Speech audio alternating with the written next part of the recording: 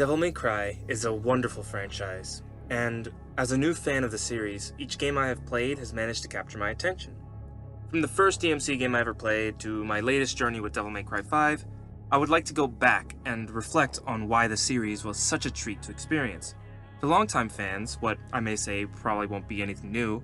However, if I can reach to at least one person who hasn't played any of these games in the franchise and get them to try it, I'll be happy. Because of this, I'll try to not say any spoilers about the game's important plot points, and yes, that includes even the first game, as experiencing the story in these games firsthand is a real treat. I will preface the rest of the video with the fact that I did not play all the games. I skipped 2 and 4, mostly for monetary reasons, and also because I had a friend who helped me get into the franchise and told me the events of 2 and 4 so I could be ready for 5's story. I want to at least try these games in the near future though, even though I have heard that DMC2 is the black sheep of the series. My first Devil May Cry game that I played through was actually the reboot for the PlayStation 4. I was in middle school back then and recently got a PlayStation, and the first game I had for my system was the Devil May Cry reboot called Devil May Cry, kind of a dumb name, but that's fine, and it was the special edition. As someone who didn't play any of the previous games, I thoroughly enjoyed the game. Sure, it was not perfect, as some missions weren't the best, or some story beats were a bit awkward, but for the most part, I liked it for what it was. Also, the combat was pretty satisfying for what it was. Alongside the combat, maybe it was just middle school me liking the edgy character. Shadow was my favorite Sonic character back then. I liked the version of Dante in this game. Sure, he was a bit rough around the edges and cursed a bit too much. You want to kill me? You can't kill me. I'm 1,200 years old. You don't look a day over 12,000. Fuck you. Fuck you. Fuck you. But he was all around kinda likable. Keep in mind I also had no frame of reference for the original Dante since I never played any other Devil May Cry title at this point. The story was also pretty neat. Once again, it was not perfect, nothing ever really is, but I genuinely enjoyed it and wanted to see more of the story and where it was going. All in all, I feel people give the game too much crap. Sure, it was not the classic Devil May Cry they all know and love, and what I came to know and love, but it was something different. It may not be that great of a Devil May Cry game, but it was a fun game all in all, and I wouldn't mind if Capcom made an ongoing series that runs alongside the original series as a spin-off. Especially since, once again, I would like to see where the story was going. After hearing my friend rave about the Devil May Cry games for months, eventually Devil May Cry 3 Special Edition came to the Switch. My friend recommended I should grab the game, and so I did. He hyped up this game a lot, I thought. I wanted to see if that hype was warranted. Long story short, it was. Now for the actual discussion, but where to begin? How about at the opening sequence?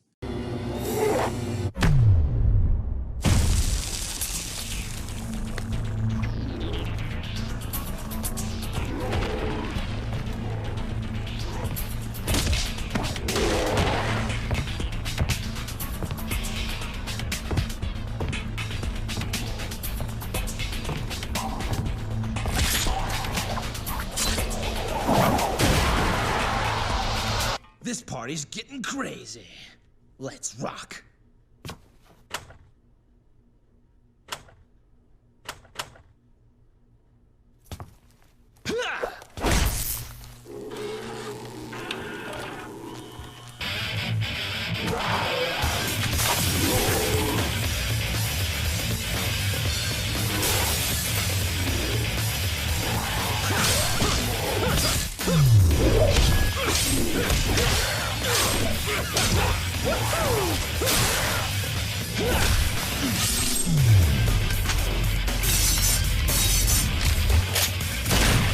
There is more to the opening than what I've just shown, but that's just to give you an idea. Just from that opening, I noticed what is the appeal of this franchise. At least to me, the great combat and stories are bonuses to me. That appeal is the characters themselves. Dante alone just oozes personality. That bit with the jukebox and the part with him riding that demon was a joy to watch. Dante is one of the most fun characters I've seen in video games, and that type of character has become a little bit rare these days in most AAA titles. The fact that Dante is a wacky guy with some attitude that can also be serious when he needs to be is great, especially since it reaches that balance so well. Just from that opening scene, you know everything you need to know about Dante and the kind of guy he is. Throughout the game, seeing Dante interact with the bosses is also great, and it makes each of the bosses memorable. That is more than I could say for the Devil May Cry reboot. As fun as it can be, the bosses that weren't the F-bomb gal and the final boss and main villain, I don't remember them much. Devil May Cry 3 has it all though.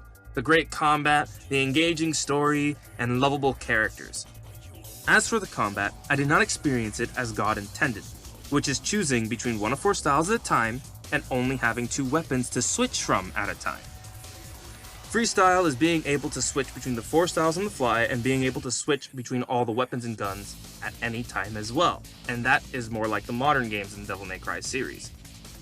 There was one glaring flaw with the game, and that was the platforming sections in the game. While it was not a focus, when they came up, it was not all too great to deal with. It is not the worst offender of this in this series though, that goes Devil May Cry 1. Overall though, Devil May Cry 3 might just be my favorite in the series. It is a prime example of what a Devil May Cry should be overall, and I feel I am not alone in this sentiment.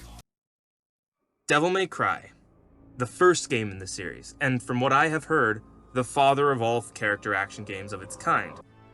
And it definitely feels that way. It is a little clunky in its controls, but that's okay. When it was released, it was the first of its kind, and I appreciate how it broke the mold. You can also feel the Resident Evil influence in this game, since the concept for Devil May Cry was actually supposed to be Resident Evil 4, but was scrapped since it was a little too supernatural for Resident Evil.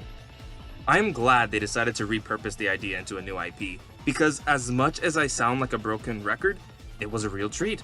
The combat of this game is what formed the basis on what combat should be in Devil May Cry. It isn't perfect, but it doesn't need to be. For what is there, it is really fun.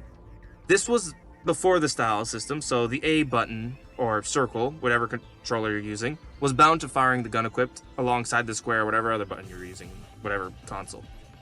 The story, while simple, is good and it kept me entertained and curious to see more. Also, I would be lying if I said I didn't enjoy how over the top the battle with the big bad is. This game's platforming sections, though, are not the best. Not even by a long shot. There is a difference between challenging platforming and bad ones. It isn't that the platforming is made to be all that hard in general. It is just that the movement mechanics don't lend themselves to platforming all that much. In combat, the movement is pretty good. You can see that over the years they have been doing less platforming, though. Overall, it is a fantastic game and definitely worth playing. Devil May Cry 5 is the last game I have played from this franchise. Suffice to say, at this point I had fallen in love with the series' storytelling. Devil May Cry 5's strong suit is definitely its story, at least in my opinion, but the gameplay is no slouch either. The movesets for Nero, the returning Dante, and V are all varied and expandable with upgrades in the game, just like before in the other Devil May Cry games. Nero, for those unaware, is a newish devil hunter similar to Dante with some demonic power that is abruptly taken away at the start of the game. He is also essentially Dante's protege, as he allowed him to run his own devil hunting service by the same name that Dante does, which is Devil May Cry. Haha, get it? Same title of the game? Ah well. Then there is V, a mysterious human that is frail and weak, but can summon 3 different demons that have the same names as bosses from the first game to fight for him. If I had to pick which character had the most varied moveset, that would be Dante hands down. V is more easy to learn than the 3, but can definitely be difficult to use at his full potential, as 2 of the 3 demons are linked to a separate button, and the 3rd you can't directly control until you get an upgrade for it. Nero is definitely somewhere in between the 2.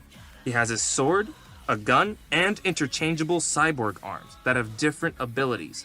Devil May Cry 5 was a great experience, and I am currently replaying it on a higher difficulty. Now for my closing thoughts. Devil May Cry is a fantastic series, and I am glad that my friend pestered me to play this. If my poor excuse for a video made you interested in the series at all, give it a shot. This video was mainly to give my impressions on the game since I got nothing better to do this quarantine. I am also thinking of going through each game in their own videos to go more in depth on why I enjoy them. They will of course have spoilers, but that is why I'm starting in order of release. If you enjoyed this video at all, please consider dropping a like and maybe subscribing. You don't have to though. Alrighty, see you next time.